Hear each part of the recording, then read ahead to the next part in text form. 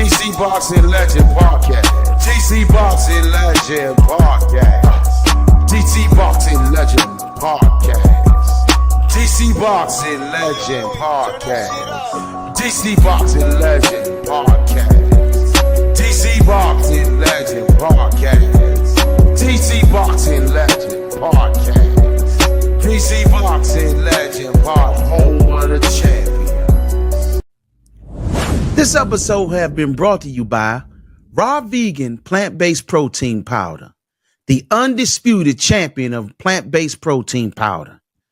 I got mine. It's time for you to get yours. Visit rawvegan.com.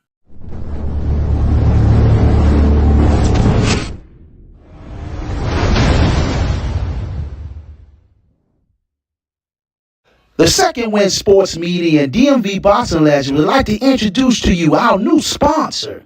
Ladies and gentlemen, yes, El Paso Mexican Restaurant, located at 6151 Richmond Highway, Alexandria, Virginia.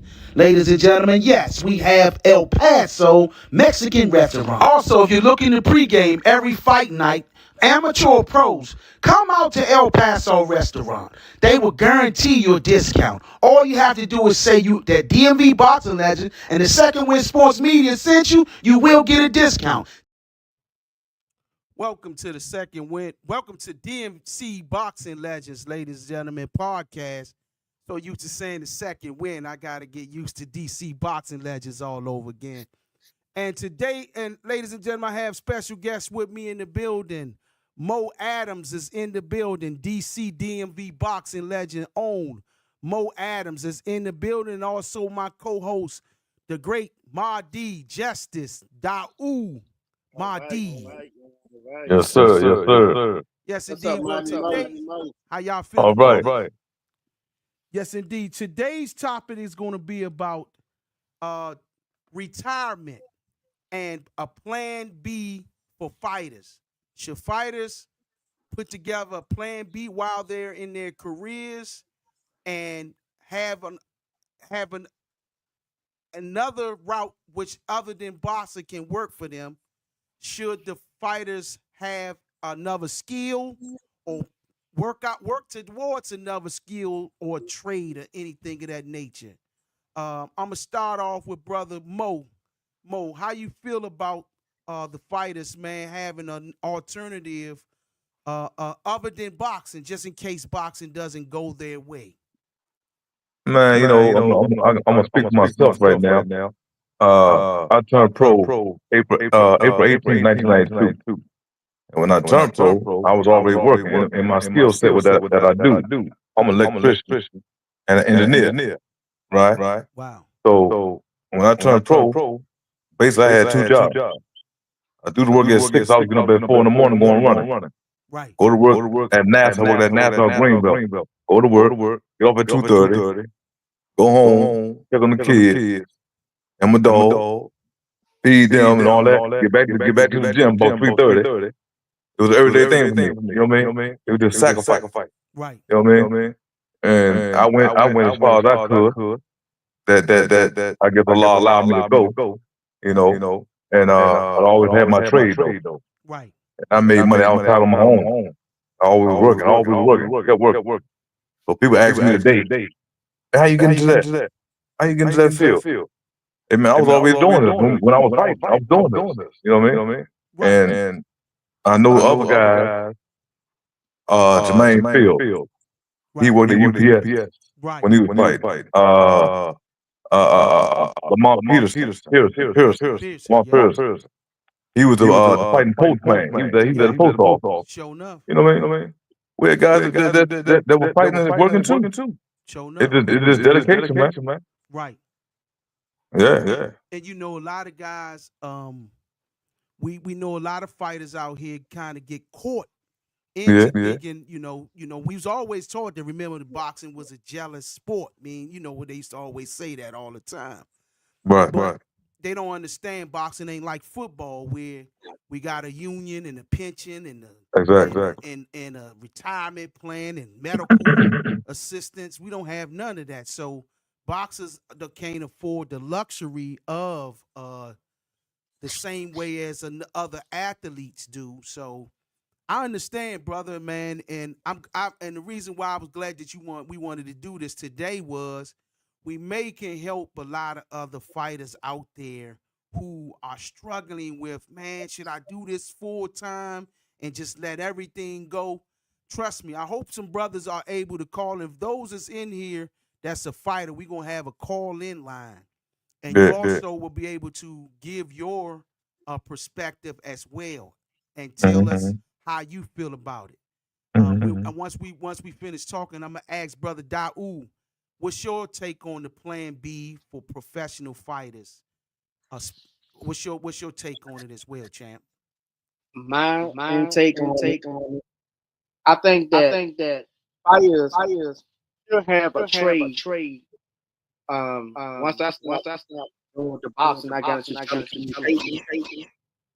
But it's great to have a trade or something like that, and so you can get on a certain level. But I think that the promotions and other things like that should have like a function that people can put their money inside that can go just like you do. You're paying some Social Security. You need to pay into some kind of boxing type of membership or something like that that can accumulate, take a little bit of the purse and place it in there. This is where let's take the WBC and all the paying for that. Why not pay patient through healthcare? Because the boxing is one that's really taking all the risk, getting hit in the head, and the boxers is getting released on everything. This is what is pathetic. Everybody getting more than the one that's putting their life on the line. The real person. Everybody getting 30% or something and 40% of this, and the boxer, which is going to be left holding the bag, is not going to get nothing. Look at Gerald McCullum.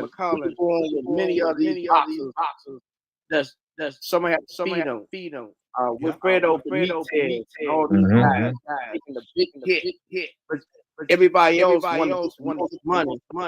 And the fighter is the real prize. Exactly. Because once it's over with, somebody have to come and feed them. They can't see. They lose eyesight. They have bad health. They put their life on the line. But everybody's hands for the boxer even can get themselves together and realize this. And a lot of boxers have to understand that boxing is a business. Amateur, trophies and stuff like that. But when you become professional, the greed kicks in, and them extra zeros look good. So the boxers have to understand that boxing is a business now. And you got a lot of wood clothing. They're calling you brother. A lot of echo. You was right. I don't hear it on my end. I don't know why. Let me see what's up with this. Partners for 1 second. My apologies, brother Dial. I'm gonna try to. That's all right. What's going on with this echo? Hey, brother George, do you still hear the echo on your end, on that end, George? George Barton.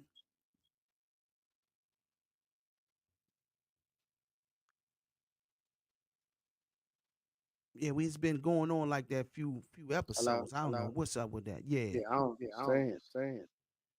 Yeah. So we had a missed call. Someone. No, it's good now. That's one of my stablemates right there. Okay, he said it's good now. Okay. All right, brother, you got it. Yeah. So the boxer's the one that's taking this. And we need to create something like a boxing union or something. Because if you don't understand boxing is a dangerous sport. It's a lonely sport. When you lose, when you win, everybody's around you. When you lose, you're the only one left holding the bag. Yep.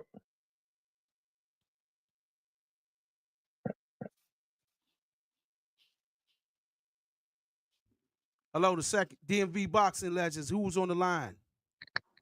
Oh, it was somebody on the line. Step right up.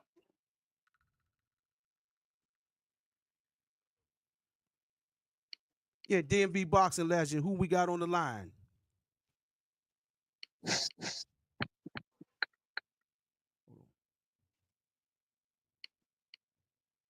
DMV Boxing Legends, who we got on the line? Hello. Yeah, okay, hold on.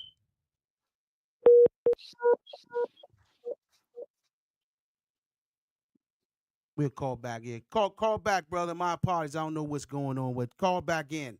We want to hear what you hear your perspective as well. There you go.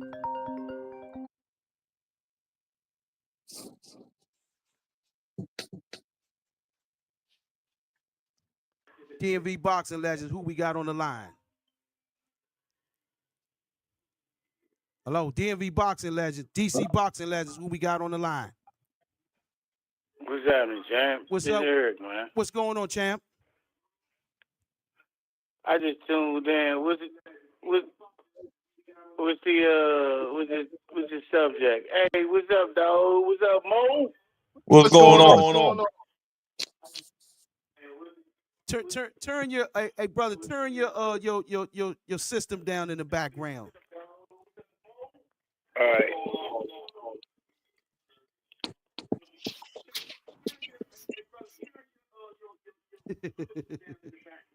So it's All right, can you hear me now? Yeah, Eric, the topic is, man, Yeah. we talking about, man, should fighters that are professional have a backup plan or trade or some type of skill that can help them after boxing? What's your perspectives on that? Yeah, well, number one, I'm about to pay homage to my man Daoud, and I want to pay homage to my man Mo. What's happening, brother? Long time, my baby. What's Yes, sir. Hold on, Yes, man. sir. Indeed. But yeah, How you doing? Your what was TV. the question again? I'm sorry, she. The question is, man, what is your take? Your system still up? You got to turn your system down. I can hear myself in the background. The You question, good now? nah, I still here. But the question is, what's your take on fighters that are actual fighters now, or actual boxers that's live fighters now that's active in the professional ranks? What's your take on them picking up some sort of skill or trade or job while they're boxing so they can have something to fall back onto when their career's end? What I'm about to say, you all might not agree with what I'm saying, but that's not bad. But the bottom line is, if you in the game and you in the game because you love it, that's where your focus got to go. Okay. Okay. But the good thing ain't promised to everybody. Right. You know, everybody ain't trying to bend over. That's real statement. So if you already got a trade behind you, if you feeling that way, you should already had that put together anyway. Okay. And I like I don't wanna. If God willing and I had a dynamite career, I wasn't trying to just lead here and just live good. Right. Cause that paper don't last forever. Yeah. Mm-hmm. So in the process with that, I'd have been putting things together. I respect the rebuttal 100%, brother, and that's why we want people to call in. All opinions are well respected. But let's do this. In our time of fighters, back in our days in the 90s when we didn't have the Al Haymans and guys like that was dishing out those big contracts like they do now. I think you already asked me something that I've been wanting to speak on for a long time. Okay. I could be wrong. Go ahead and talk, my brother. The question is this. Look at the brothers that in our generation who right. didn't get the opportunities to be able to it was like a 1 percentile for those made money in boxing. Technically, you had Mike Tyson, who probably made about 50 million out of. Everybody else was most of the fighters was fighting for $1,000, $6,000, Mm-hmm. $1,500. You depend on, or some you had to sell your own tickets. Mm-hmm. So, for those that was in that bracket, would it have been wise for them to have gotten a skill to fall back on? Honestly, I say yes.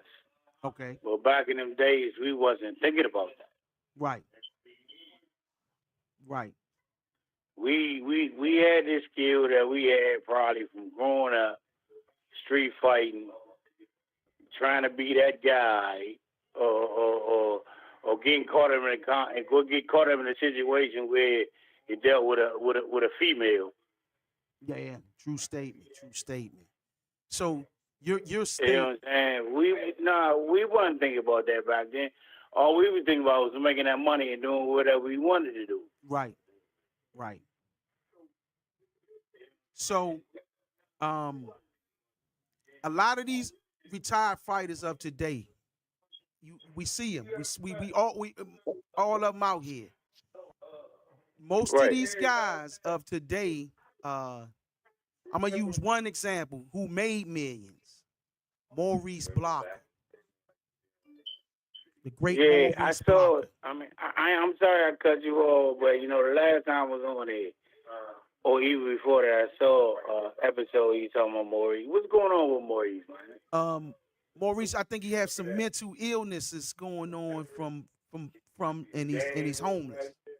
So guys like, He's still in the area. yeah, he's up there in Germantown, up in that area. You said Kensington. Germantown, up in the Germantown. Oh area. yeah, Monkey County. Yeah, he up there, right? All right, go ahead. Guys like him, we should have something in place for be able to get him some assistance. The boxing community should have some type of programs, especially for guys that has been. You gotta remember, football players take headshots too. You know what I'm saying? Like we did, and you start suffering mental illnesses from those effects of those blows to the head. Could be possible. Mm-hmm. What alternative? CTE. Yes. What alternatives could be put in place for guys to be able to get assistance for that? Mark was on here a couple of months ago, right? Mark said he go to, I think it's in Vegas or something like that.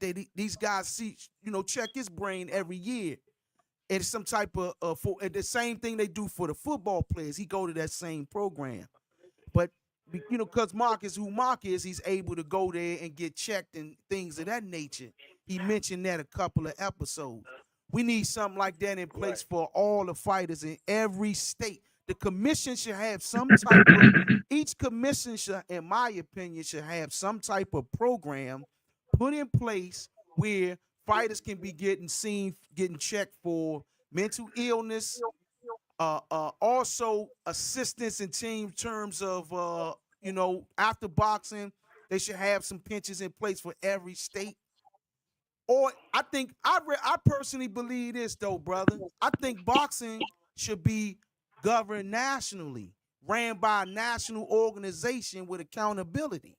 That's my personal opinion on it. Yeah. So, brother Daoud, what's your take on a retirement plan for fighters? I think that would be outstanding. What I would is some of the parents have to be put in. You have small class, a middle class, and you have the world champion status. Even football and other sports do have like and stuff like that. Right. Boxing is a very dangerous sport. And for somebody to put their life on the line, it's very dangerous. And but that's up to the fighter too, because a fighter also is like a 1099 employee. He is.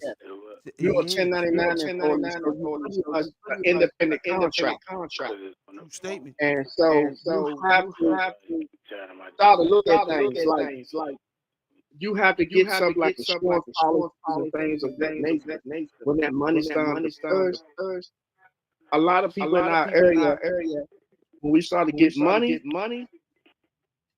we turned hood rich. And we started to splurge through our money. And you made that $150,000 a lot of money, or 200. You start Hey, making Daoud. bold early. Hey, Daoud. Hey, Daoud. Hold on. Yes, Hold sir. it, fellas. Hey, read this post right here. It's about to come up. Listen to brother Jerry Jones, man. One of my stable mates from Hillcrest, man. Let's read this out, brother, and let's talk about this right fast. He's a prime example of what we were just talking about. I mean to cut you off, brother, but it came up, and I wanted this to get off right here. Listen to this. Right on. Read this out for me, brother. Yes, I was tripping. And I thought I had a lot more years in sports. I was homeless for a while. Now I have my own apartment, social service. Everything you say is right on. You know, you see how this thing works, man. It's boxing. They got to do better with us, man. They got to do better with us, Joe. You know what I'm saying? And unfortunately, it's a lot of and Daoud talked about this earlier. It's a lot of predators out here, man. Mm-hmm. And you know, it's a lot of guys out here. It's just straight cutthroat, just robbing these fighters that's risking their lives on a daily basis. You know. Mm-hmm. Hey, she, can I speak for a minute? You got it, brother. You got it. Hey Mo, I'm saying this because you know you got to step to the other side. I never got a chance to step to the other side. Right. But the whole thing is just because of the people that you knew, especially like we said on the last show. Back in the day, all our fighters from every gym, man, we was all together. Yep. So you learned things. We knew where we wanted to go, but we knew the game was funky. So, like, everybody looking at this baby oil situation and everybody else that they already start telling on, man, I look at everything is when you in a situation where you trying to do something real big, you get into Hollywood. Yeah. Because the people that run that where you get where you want to go, they funny style. But what you were saying, Sheed, about trying to put something together for the retired fighters who no matter amateur, pro, whatever, they got issues going on, I'm with that. Yeah. We all got to start. You can't just do it. Yeah. But the bottom line is, the way I look at it is like USA Boxing, the upper echelons, all that. Come on, man. Yeah, they need to put the majority of that in there. True statement. Right. So it could be everywhere, bruh. That's true statement. Because the bottom line is, man, to me, if you get in that ring and you put them gloves on, you either ignorant or you a warrior. That's true statement. Yep. One or the other. Yeah. One or the other. That's true statement, man. But you know some off that. That's why when I talk to these kids today, man, and they ready to sign that. If you don't got nobody in your corner to care about your well-being, man, because this is your livelihood. Don't sign with that person. Don't go with that person, man. But these people, man, this game, everybody know, all of us know, this game the rags riches, man. And I was talking to a guy today, and I said, man, if you my fighter, and I say, man, I got a guy for you to fight 2-0, and I got another guy to fight 7-0, and I asked him, I say, which one you will take? Oh man, Mo, I'll take the 7-0 guy. I said, no, you won't. Wow. No, you won't, because you don't know how that man lost. That man got time in that ring. That 2-0 guy, he just like you. He just started. He might. Not saying you can't beat him. but he might have more experience than you do. Exactly. And he might have some animosity going on. Yeah. Exactly. And So it takes if I care about you, man, as my fighter, I'm not gonna put you in there with a 7-0 guy. I'm gonna put you in there with a 2-0 guy. that's right. Because y'all on the same level. You know what I mean? I'm gonna say something back in the day. I know how the game especially when you took that headgear off. You know that's a different world. Yeah. But I know a lot of people that they first 20 to 30 fights was cast. They should have folded over and went home early. Yeah. But time went on. They was doing this, that, and the other. But the only thing I hate about our fighters, man, not all of us, you start getting that money, and especially you make that first $1 million that $1 million chip.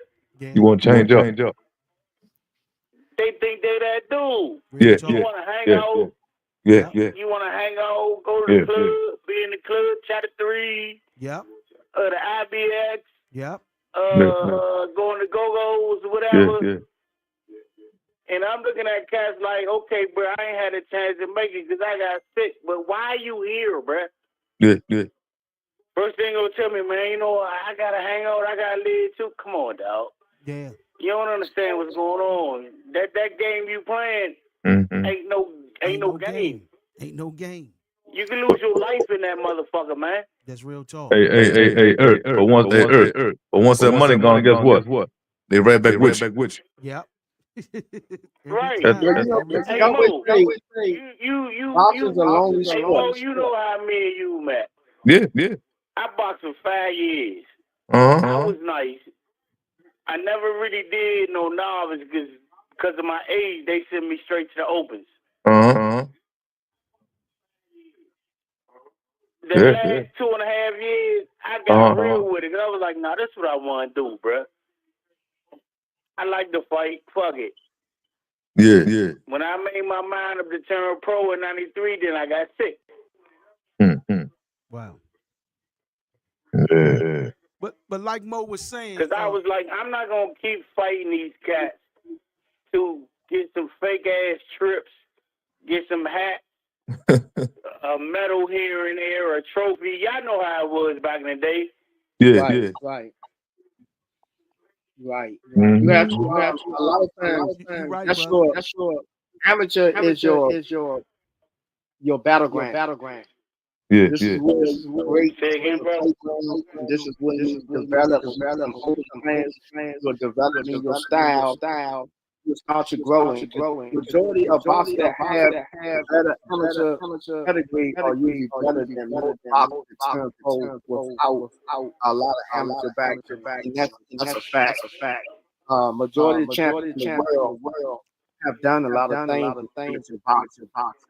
There's some fighters that done it, like on the job training, done it. But majority of those are special. yeah, Have done that. But you can't skip the process of it. But boxing is also a poor man's sport. It's a poor man's sport. It's a blue collar Right, sport. Exactly.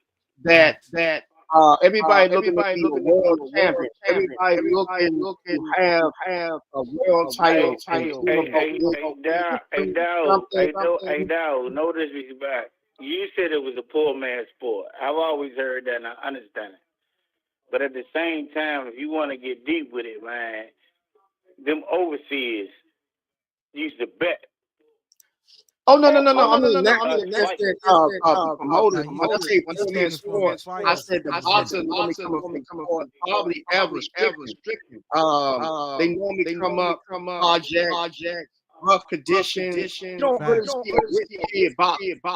You don't really see a lot of rich kids that boxing taking it serious and become world champions. Majority of all champions, you check their background, they came out in poverty. Exactly. Like Ali was a middle class family, but majority of those people that became some of the outstanding champions from the ground. from the project, from getting out the mud. When I say poor, I'm not talking about it's a rich Yeah, business. it came from the sticks, It's a all rich that. I know business. what I'm you're just talking saying. about this is a poor man's sport for the fighters coming up.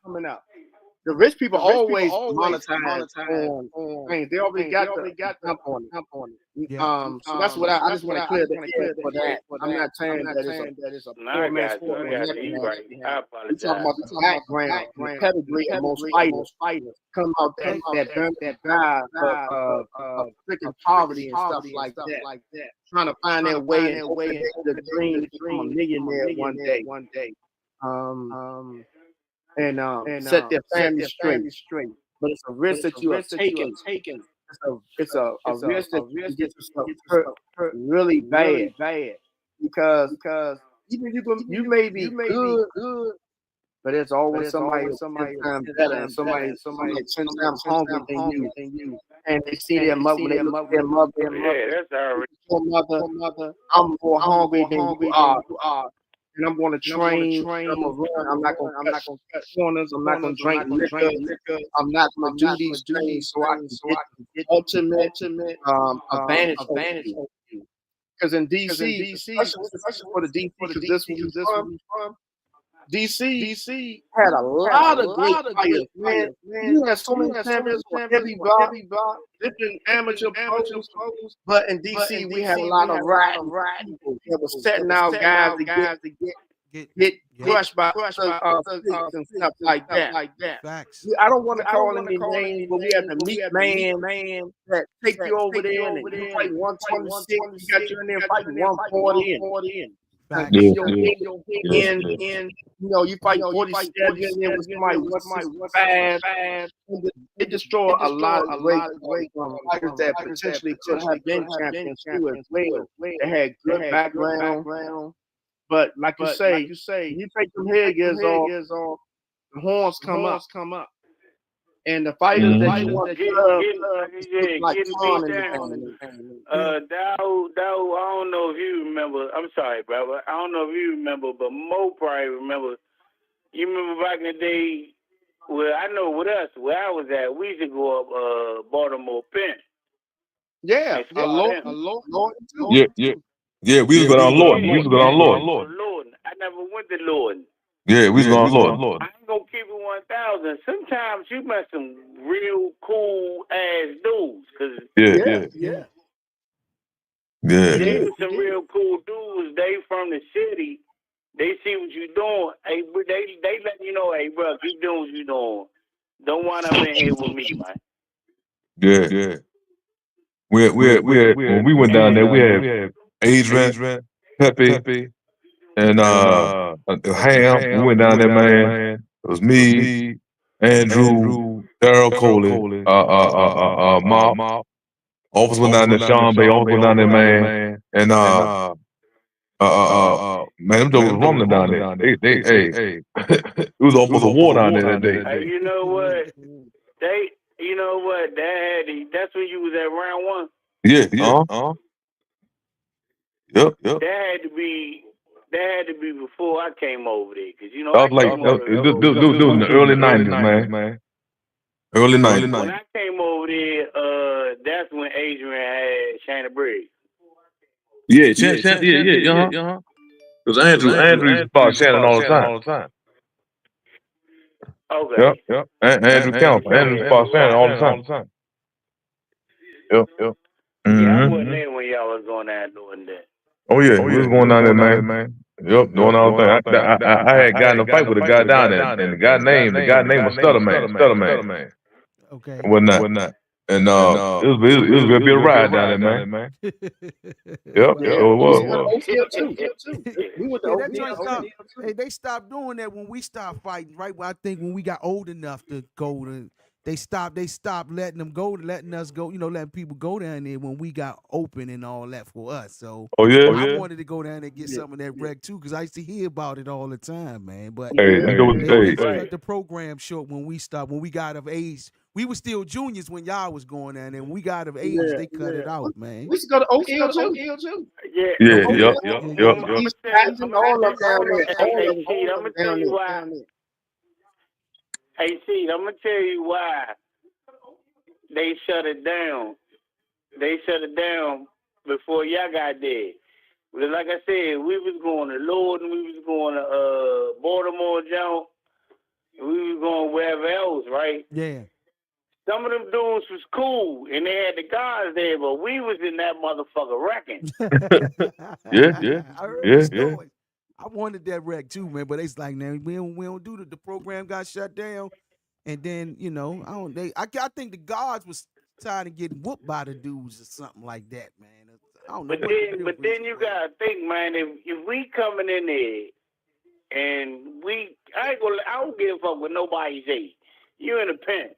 Yeah. You spawn. Okay, we spawn at gym. This shit different, but these motherfuckers don't give a fuck about it. They ain't going nowhere. All right. Hey, Herb, but you know what though?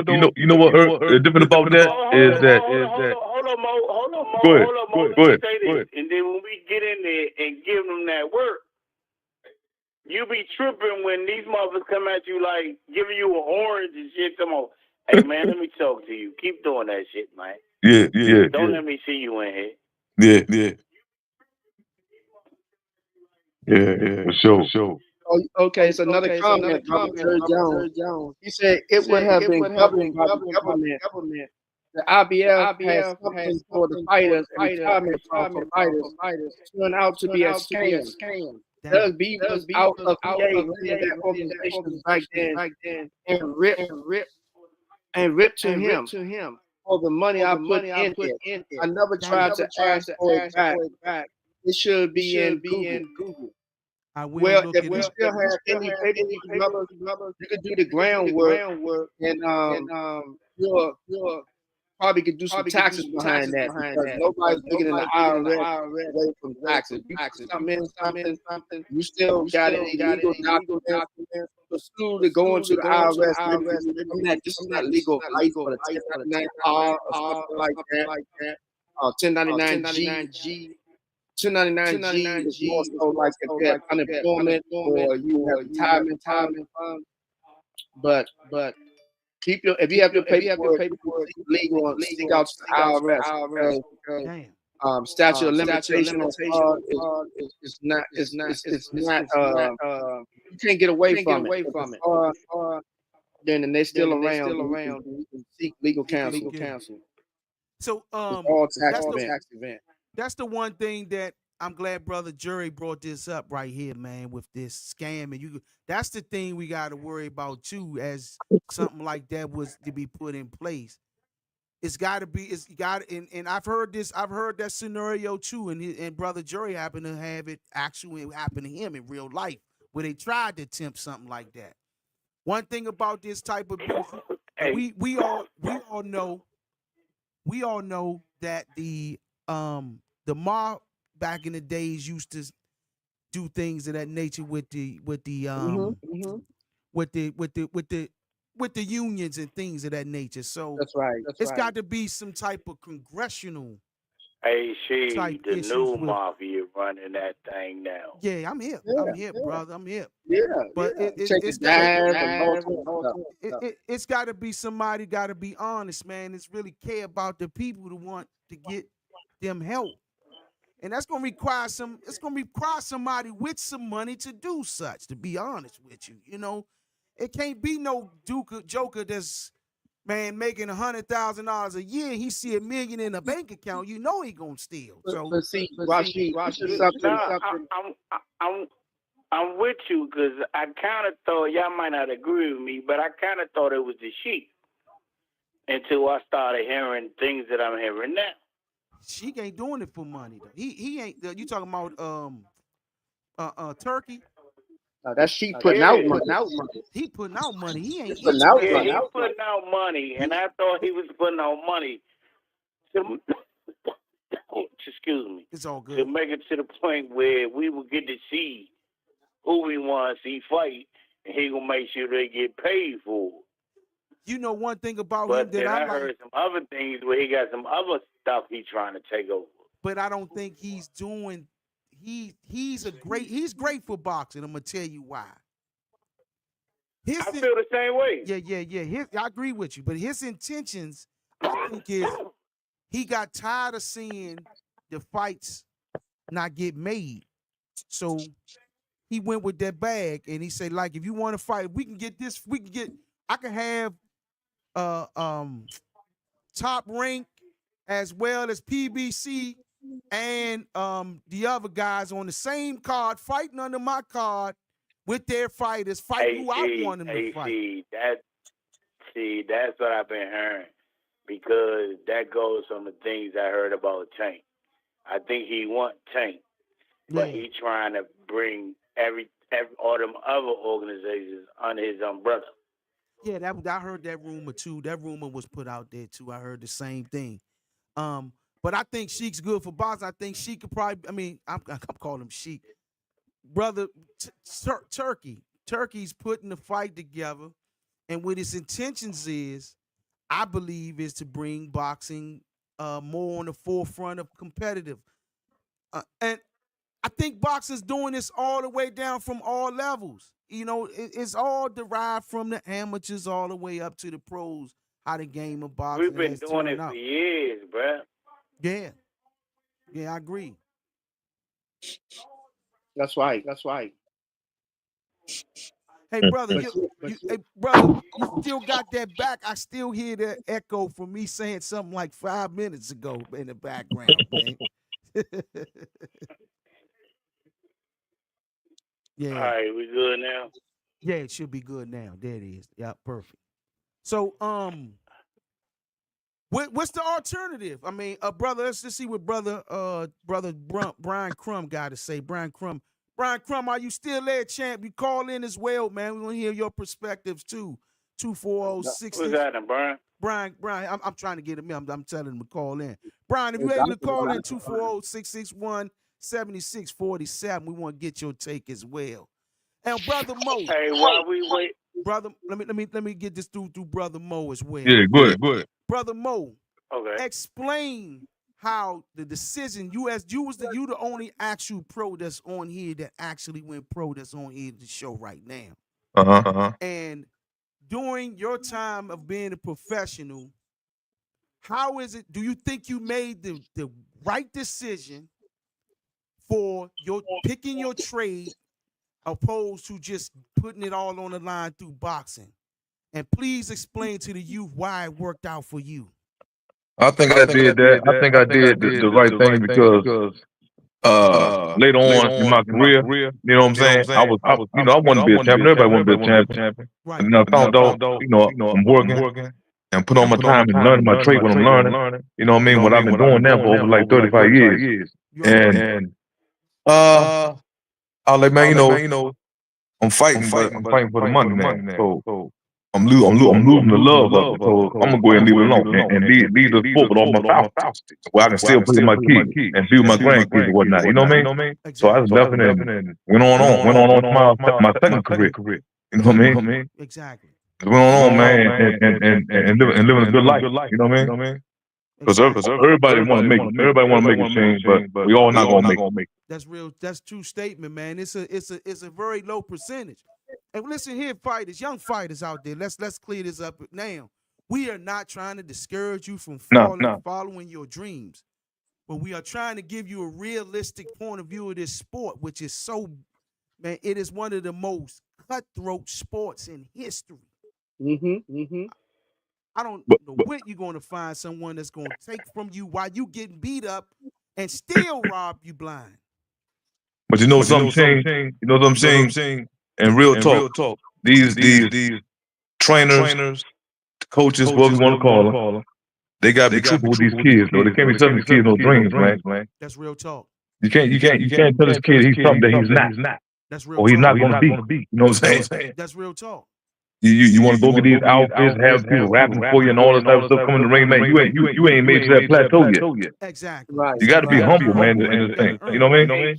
Hey, Mo. That's exactly, right. That's right. Because even before you, And a lot of them, you done lost some money. Yeah. yes.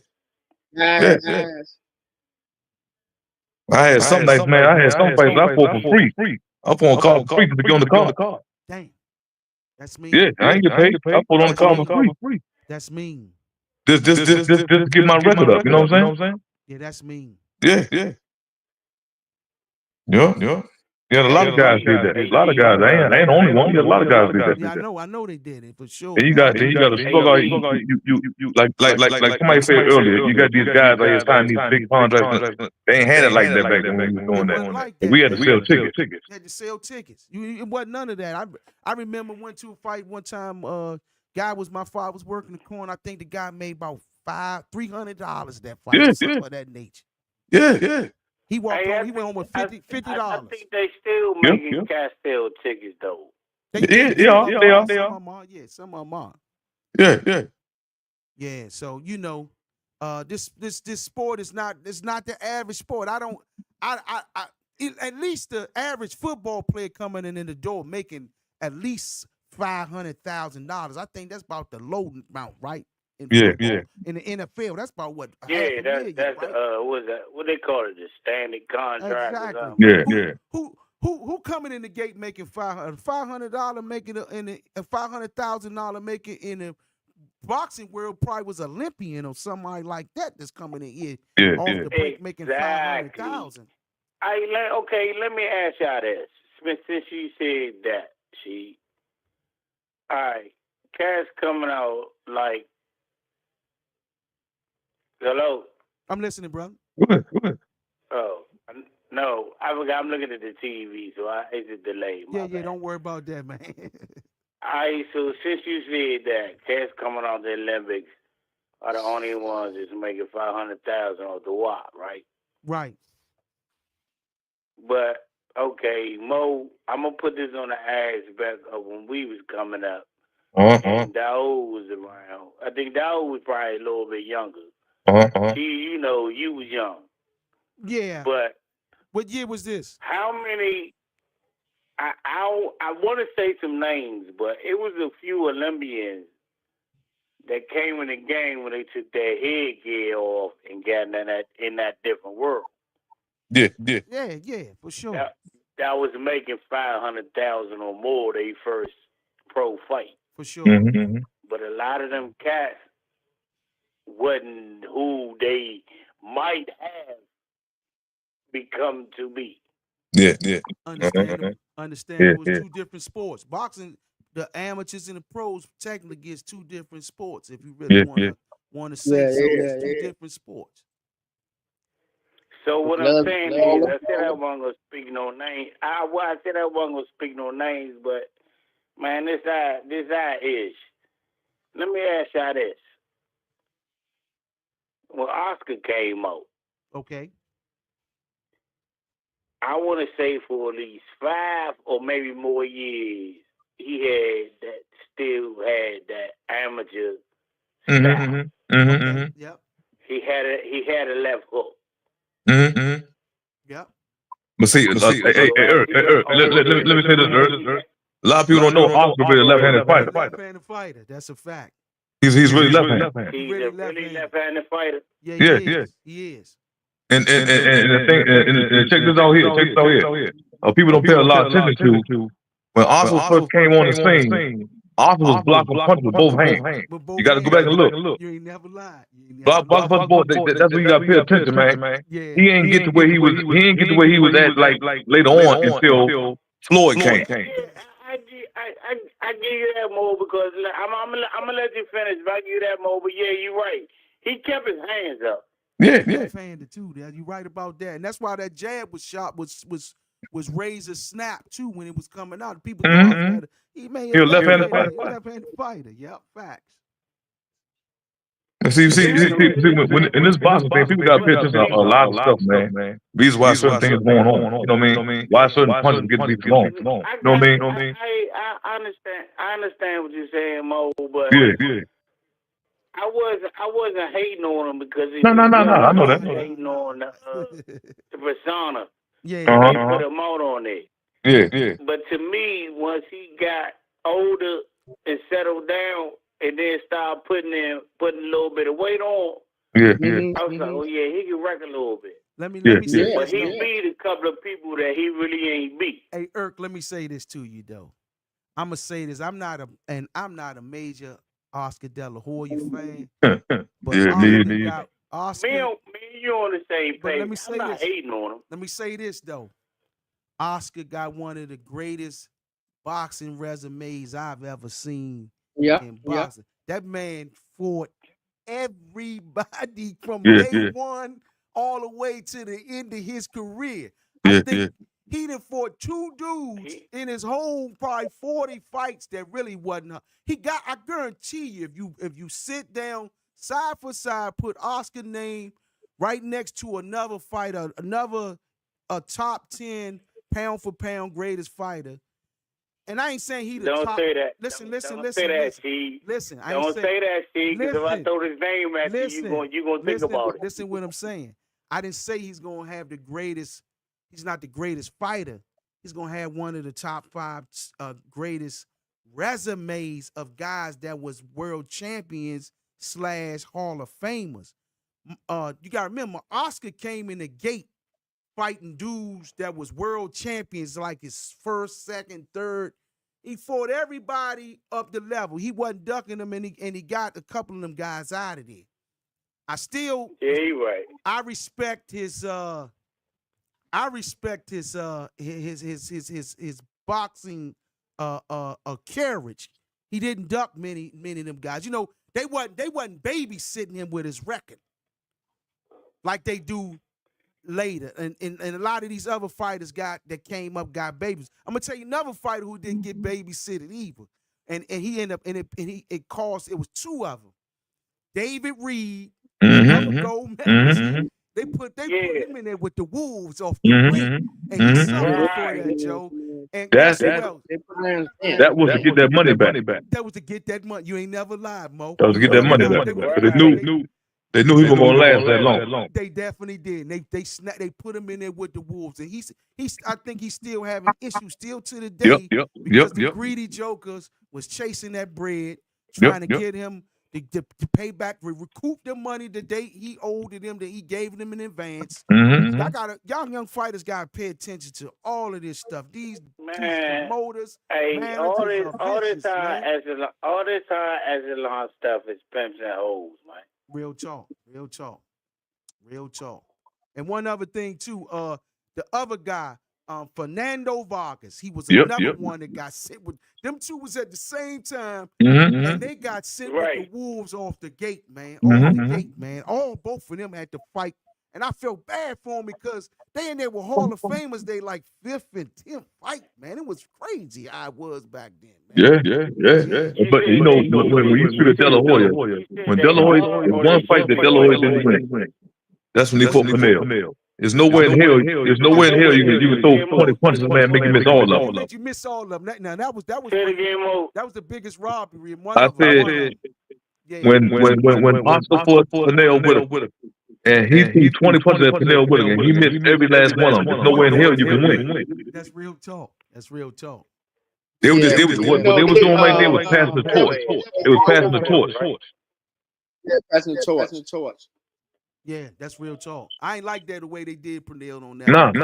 I was upset with that one. Pimps and hoes, man. Yeah. They was chasing that cash cow. They felt as though Pernell was no longer that cash cow, and they was moving on, getting those pay-per-view. They was thinking, we need Oscar to continue this pay-per-view, and Pernell, they felt as though his time was dying. I still don't think it was fair for Pernell, and even with him and Chavez, that pissed me off too. That was one of the biggest robberies times as well. Hey, let me say something to y'all on the aspect of that, because like you said, I thought I said something earlier because I was watching earlier about Pernell, Chavez, and my opinion, the only person I can think about that beat Pernell was Ike Cortez. Let me read this question right fast. Read this statement from Brother Jury. I always fought out of town, and I was a B-side.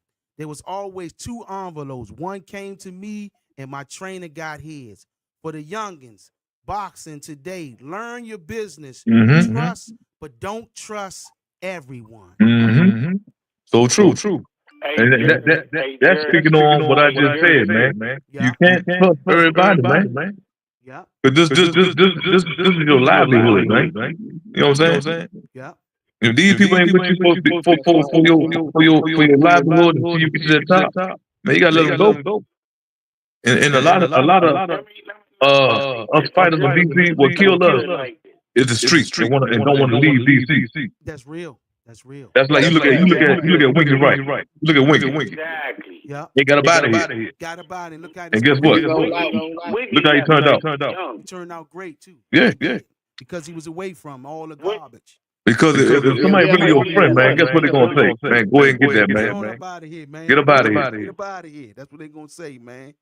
If they jealous and envy you, man, guess what? They're gonna be like leeches and stay with you. Instead of letting you go. That's real statement. Hey Mo, what you saying is goes back to what I was saying before. I love all of us. I definitely love the boxing community and boxing, regardless, man, because I live in Cincinnati. I don't rock with nobody, but that ain't what the conversation about. Right. But my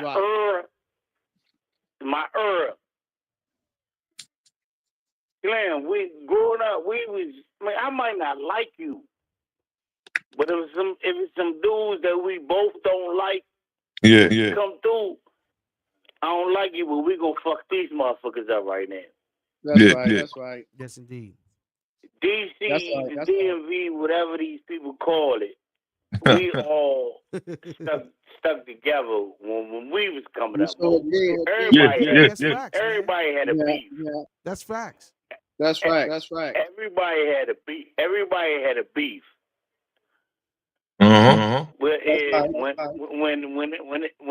it came to the point where people was getting their head leaned over, that's when Castle was really in the street doing that dirty shit. That's You know what I'm saying? Because we all had our times and did what we did, but we was living good at that time. We was getting it, whatever. But we wasn't out there to the point where it was getting real sincere. Us cats was in the gym. We was in the gym. We had them dudes around us. We might have had it in us, but we was like, nah, this is what I want to do. Yeah, listen to because it made us realize that outside got too many cons to it. Yeah, it did. Back then, listen to what this young brother said, man. He said, man, he's a fighter now, Michael Love. Life after boxing, plan B always. Smart young man. That's right. Smart brother. He also said, I'm not signing with anything until my record is, he said, to my 18-0 pro fight, which is smart as well. That's smart too. Hey, but you know what, Sheed, I like that. But let me say something to you, Mo, because like I said, I got sick, I couldn't turn. It ain't about me. But we all came up at the same time. And I had a lot of cats that used to ask me, if you wouldn't have got sick and you had a chance to sign to Don King, would you have done it? And I told them, yeah. And they was like, man, you a fool, whatever. I said, no, I'm not. I said, because as long as I got my back behind me, and real folk behind me, they're going to make sure I ain't going to get bent over. Because Don's going to get his money plus regardless. Right. And then look at it like this, too. You remember what we said in the beginning. We didn't have many options back then coming up. It wasn't no Al Haymans and Top Ranking. It was just basically Top Ranking and Don King. That was no. Hold up. Listen to what I'm saying. You gotta think, see, hold up. Top Rank is Bob Earl, right? That's Bob Earl. So he came up with Don. It was just them two. They was battling. Exactly. The point I'm trying to make is, if somebody asks you that question in terms of your career, Don King or Bob Earl was the only option. So those was the best option. No. Exactly. But I had people behind me making sure everything was free. And Lou Duva. I forgot to leave out Lou Duva. Lou Duva, Bob Earl. It was some other guys out there. You know what, for real, I would have loved to be, I would have loved to been with Lou. but Lou ain't had the connections that Bob and Don had. So back then, you had to come right with the business plan. You had to come with a vicious lawyer that can oversee whatever's going on, and you had to find them on your own though. You couldn't find them through them. Right. And you remember when Ray found his lawyer that helped him out. What's his name? Lerner? Yeah. Ray didn't use to promote. Yeah. Ray was taught by him to do his own thing. You know what I'm saying? Back then, Mike Trainer. I said the wrong name. Mike Trainer. Who Ray where he at, man? You know what I'm saying? In terms of making the wise decisions. It's all about, it's just, and this for you youngins out there. And I'm gonna use street terminology because we all from some form, we've all got some form of street connections in some form of fashion. The lawyer is the hitter. The lawyer, the one that's Have y'all ever heard of a retainer? A retainer fee? Yeah. We heard of retainer, most definitely. I'm not talking about y'all. I'm talking about them youngins. Oh, the youngins. I got you. The youngins. Okay. I'm sure some of them have. Regardless some of what situation you in, sports or whatever. You're right, brother. Always have a retainer or some sort of representation. Listen, it's some horror. Basically, that's what I'm saying. And let me say this. It's some horror stories out here that I have heard of the people that I grew up with or loved. And these horror stories were so devastating to me to find out how it ended up turning out to be from long periods of time of people being with people and of how these fighters have risked their whole lives and left with zero. That's right.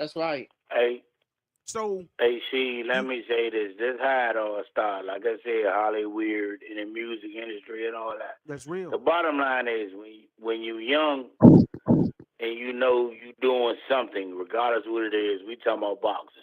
Right. And you know that you have the skills to be a champion. Mm-hmm. All you hear is when people come to you, all you hear is numbers. Right. Nobody reads or hires anybody to read the contract. True statement. All they want to do is sign a joint.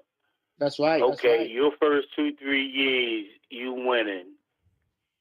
They giving you enough money that they know you will be comfortable with. True statement. Mm-hmm. And as the years go on, they rape you more. True statement. You know what I'm saying? No Vaseline, but no baby oil situation I'm talking about. But they bending you over. You know what else too, brother? A lot of these young fighters got to understand this. You are the sole priority or the boss of your career. It's That's your correct. responsibility. Listen, I'm gonna tell you this right now. And I don't want you to fall victim to this. You cannot, if your career end up getting into the hands of others after having so much countless stories being told to you from different fighters of how they got treated in the past, how they end up being in the past, how somebody got over on them, and you didn't take heed to that, you're now held responsible for your own career.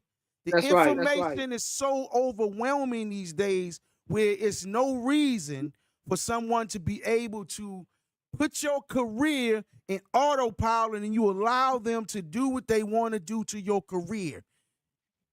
The ones before you been through that. Pimps and the hoes, man. The ones before you been through that.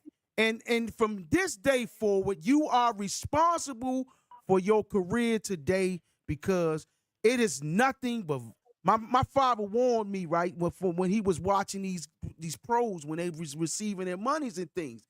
He said, Rashid and Hakeem, the guys that you love the most in that, and the amateur guys are wolves when they turn pro, when you get pro. They become wolves overnight because the money, they smell blood, and they become wolves. As soon as you sign on to the side and take that headgear off, they now become predators. They Predator. got one thing in mind, is to take your money and blood suck you dry. That's right. And this is what my point is. what you- This. My father said, Rashid Hakeem, you need to be businessmen. Start your own business, and Right. I don't want you to have nobody tell you gonna feed you money. It was fighters, I don't want to name no names. It was pro fighters that we had back then who trainers and managers had to feed them daily and pay their rent.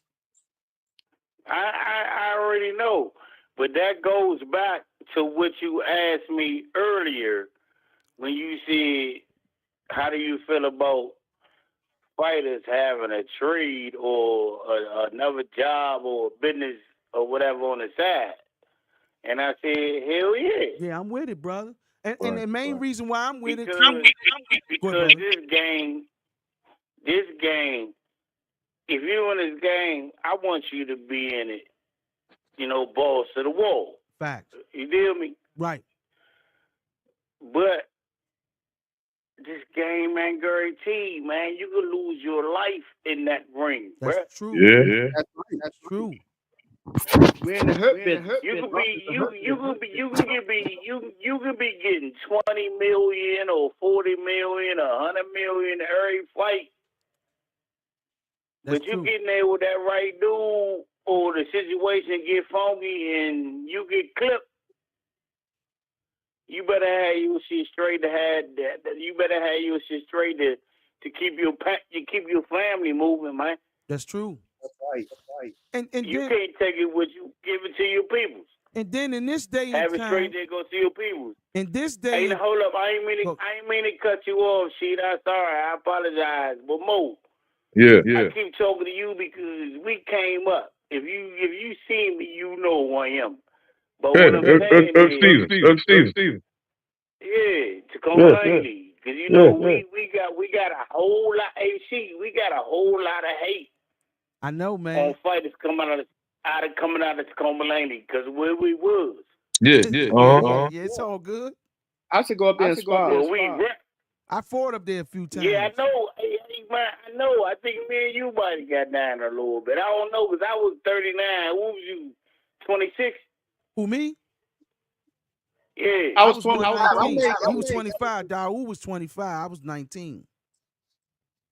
Y'all fought two guys. From I wouldn't have sparred you anyway, Rasheed, but And what you weigh? I know you What you coming weigh in at again? 39. Oh, I would have sparred you at I was 39. 39. I would have sparred you at 39. Yeah.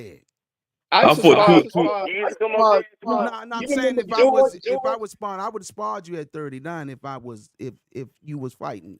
39, You, I would have. you Oh, always yeah, used to fight up yeah. there. Hey, look, Yeah.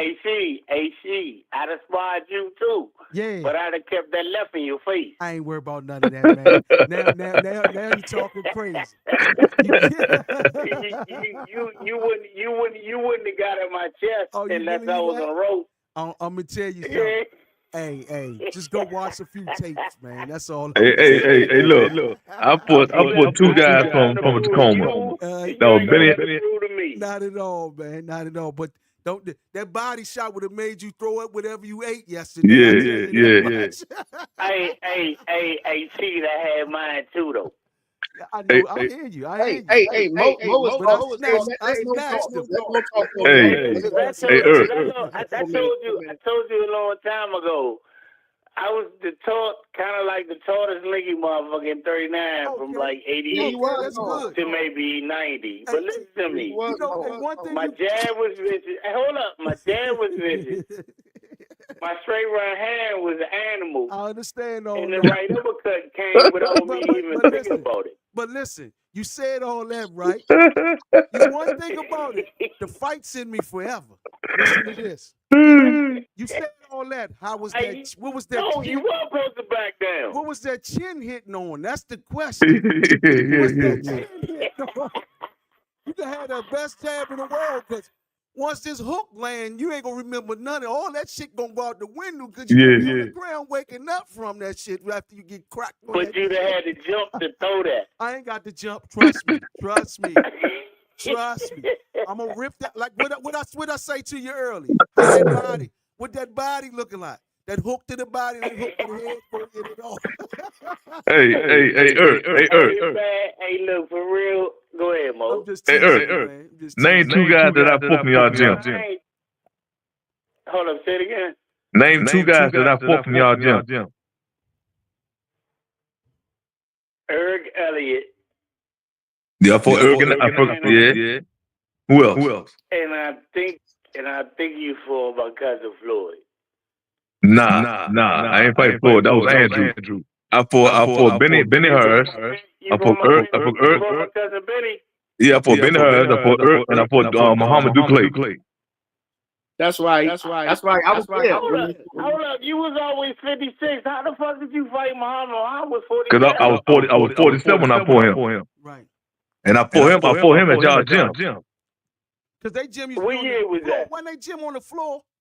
Yeah. We ain't no ring. Yeah, the ring on the floor. We ain't had no ring. Yeah. Y'all had a ring that night when we fought. I fought at y'all gym. We had a mat, and then later on we got the ring that was on the floor. You know what I'm saying? I remember that fighting on that floor. Me and Spencer fought in there on that floor in there, man. One time, Bo came up there. Oh, Lord Spencer, that was with us. Spencer was y'all too?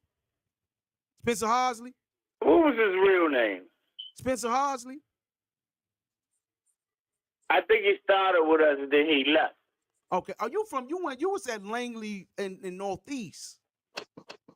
No. Tacoma Langley. That's what I was talking about with Tacoma Langley off of New Hampshire Avenue. Yeah. I was around one for a minute. Okay. Yeah. Cause I was ready to turn pro in Allen. But see, I met you. I met you at Allen Gym. Island Gym. Yeah. I used to fight for Alpha, man. Spencer fight for Alpha. Oh, you started with Alpha before McGee? Yeah, on Lincoln Road. Yeah, I used to fight for Alpha before he got Lincoln Road. Yeah, and then I went to Alpha at the 11. Okay. I should come up here a lot. That's how I met you up there. Okay. I met you up there. Hold on. When you was with Alfred, was you Lincoln Road or you was Alfred at our gym? No, Lincoln Road. Lincoln Road. Yeah, I remember. Cause you remember when y'all had the gym up there? It was outside, and I fought. I tried put work on heavy because he was talking shit about me when Teddy stopped me up Hillcrest. Teddy who? Oh, Teddy Reed? Teddy Reed. Yeah. Oh yeah. Teddy Reed. Yeah, I saw that motherfucker bullshit ass punch coming, but he caught me. Yeah. Teddy, him and his brother. And then a couple of weeks later, Alvin had a fight up Lincoln Road, and he had a ring outside in front of it. And my opponent ain't show up. And I think Heavy opponent ain't show up. But Heavy was a lot shorter than me. But Heavy was doing a whole lot of clowning. Real stop. But in the ring that day, I put that skill on him. Yes, indeed, man. But listen, brother, we got to get back on topic, man. Brother was right, though. We kind of got off topic a little bit. Let's get back on topic. Oh, my bad. I apologize. It's all good. Listen, this is what we going to do, brother. I'm going to see if I can get some more brothers. I'm going to see if I can get Jury to call him. If he's still there, I think he rolled out. Jury used to fight for Hillcrest, definitely. Hey, Jury, are you still there? If you want to call yeah, because, Jury had a little gym up to run and shoot jump. Listen, Jury beat the dude, the Olympic dude from... he did. Yeah, he beat the dude from the New York. That dude, man, he cracked this joker, man. Jerry was a bad boy too, man. I'm trying to tell you, he used to fight he used to always be on Tuesday night fights and ESPN and all that, man. He fought Paul. I got them took my Paul or something. Yeah, he cracked that joker. He knocked him out. Knocked him out. Yeah, Jerry was a bad boy. Hey, man. Jerry, I see you comment, man. Calling. And Call him Jerry say he took that fight on a couple day notice. And that's crazy, and that's what made I was like, I watched that. I remember that joint live because I was watching. I used to be watching Tuesday night fights faithfully, man, on the regular, man, on ESPN, even one of them on the regular. Right. And it was him. What's the other guy? Maurice, the dude used to fight everybody. Thunder. Yeah. What's my guy named Mo? What's his name? What's Mo last? I forget his last name. Light skin dude. Mo used to fight everybody. Then Everybody. get knocked out by him strong too, man. Hey, Maurice. Maurice, what's his name, man? Damn, I'm having a brain freeze, man. He's the rumble everybody, man. Man, rumble everybody, man. Duck nobody. Hey, what y'all gotta say about Corey Sanders, man? What about Corey? That was my dude. Corey, good dude. Yeah, good guy, man. Good guy. Good dude. I thought Corey all the time. Man, I gotta get Corey on here, man. We gotta talk boxing, man. I gotta get Corey on here, man. I send it to him on Facebook and tell him get on the jump. Yeah, send. I want to get him on here and do an interview with him and get a story. Yeah. But listen, brother, we gonna clear these lines up, man. I appreciate you for stopping through, man. I want to see if anybody else want to call through here, man. If not, we gonna chop it up and get out of here, brother. All right. All right, man. I love y'all. Okay, man. Be good, brother. All right, man. We gotta do this little, what you want to call it? I say, take your time and we'll give you an interview one day. Help these people out, man. Give you an interview. You heard what Dawood said, brother Irk? We're gonna lock in the interview with What'd you say, D? All right, man. Just let me know. Okay. I ain't got no big story, but man, I know you stepped in that ring. That's a good enough story enough, man. That's all it is, man. No fighter left behind, man. Amateur pro, man. Yeah. Right, man, love y'all, man. I love you too, brother. Peace and blessings, man. Peace. All right, now. All right. Y'all go. Brother Jerry, are you still there, man? I think Jerry gone. Jerry gone. I think Jerry gone. Jerry heard us on here talking about Rumble, and Jerry said, I can get up off here, man. He's trying to turn to something else, man. I feel it's all good, man. Shout out to brother Irk Stevenson, man. He always calls in, man. He's a regular, man, and he always show love, man. We just talking mess, man. One thing about fighters, we never lose that competitive edge. I don't care who it is, man. No. You do to say something like that, you got to say something. That's just nature. So I understand. His nature, and he understands mine, and I know all the other fighters on here understand each other. The topic at hand is, brother, Mo is a prime example of making the right decision. A lot of fighters out there that end up going pro, kind of like made the decision and tried to do boxing only, and these guys end up later having no choice but forced to either find a skill or do something where they had to feed their family later. Prime example, I'm gonna use names that I can actually call that I know offhand that done the same thing. They didn't pick up just trades; they also picked up careers as well. Prime example, we mentioned earlier, Lamont Pearson. I think Lamont is in charge of the whole region of down south somewhere with the post office. Ernesto Rodriguez, he made a decision to go join the police force and just left boxing and join law enforcement as well. Other guys like Jermaine Fields, I think he went into the government field and doing as a federal employee. Same with James Baker, who he was also in the government or something like that nature too. Who else out there? It's so many other guys. I see the guy, what's his name? Jabbo. What's his name? Jabbo, in the real estate or something. He's a real estate agent. You got Thomas Williams. Who else? Thomas Top Dog Williams. Thomas Williams. What's Thomas Williams doing? I haven't seen him. What he does that security. See what I'm saying? You see, listen to that, man. These brothers have found a alternative route, right? And there's a lot of fighters that wasn't able to make that route. But you young fighters, if you do get a chance to watch this, learn from these brothers, man, on how to have an alternative route that's outside of boxing, because once them lights cut off forever, click, meaning the lights of the boxing fights, what you gonna have to show for it?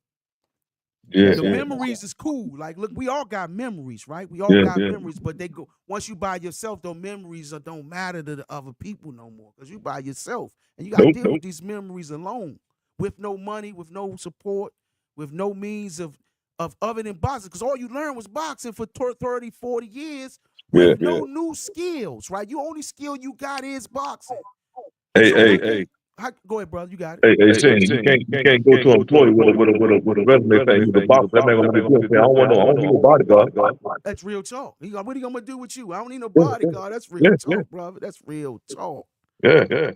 Simple as that. What you gonna do when you go to the table and you gotta, but I do say this to other fighters too. The beautiful thing about today's time, you can capitalize on your fame too if you know how to use it and apply it properly. Yeah. But that's something that's going to require, that's a skill too that you got to put together. You might have to start like this podcast, or start some ways of making incomes, like training and things like that. That's the cool route, but really learn how to be a trainer, not just be a boxing trainer, because a lot of people, everybody not going to want boxing. Yeah, and everybody because you're a good fighter, don't mean you're gonna be a good trainer. That's facts. And it's a lot of, we know that for a fact. Don't mean. That's real. Then you can have a guy from amateur to pro and come on be a hell of a trainer. That's real talk. I mean, you see, plenty of them out there, man. We know them by name, man. Out here, there's a hell of a trainers. Wasn't that great fighters, but hell of a trainers. Facts. Yep. But listen, brothers, man, it was an honor and a pleasure, man. The topic was excellent. I'm gonna bring Brother Dow back in. We're gonna shut it out. Hopefully we get him in here. We about to shut it out now, Brother Dow. You been back and forth, man. Everything good over that way, brother? Yeah. Signal dropping. I think it's a storm coming through here too, man. Yeah, some storm coming through. But listen, brother, we're gonna all of y'all. Yes, indeed, brother. We're gonna close this thing out, man. Thank you, Brother Mo, for joining in. We're gonna do more topics like this in the future. I wanna start back doing these topics again, man, and just start talking some stuff that's gonna help some people, man. Right. As opposed to just interviewing people all the time. I think it's time for us to start doing this and having topics like this. Me and Dow will come up with something next week. Mo, you welcome anytime, brother. Okay, right. When you want to come on, you welcome anytime. Yes, sir. Thank you, man. Thank you, man. And y'all have a good Thank you, brother. All right. Ladies and gentlemen, DC Boxing Legends Podcast. Peace. If you're looking for a way to power up your nutrients with a plant-based protein powder, then Raw Vegan Plant-Based Protein is the perfect choice. This vegan protein is packed with essential nutrients to help you stay energized and healthy. With plant-based protein powder becoming increasingly popular amongst health-conscious individuals, it's no surprise that Raw Vegan Plant-Based Proteins has become a leader in the industry. Whether you're an athlete or just looking to increase your daily protein intake, this vegan protein powder can help you reach your goals. Visit rawvegan.com. Again, rawvegan.com.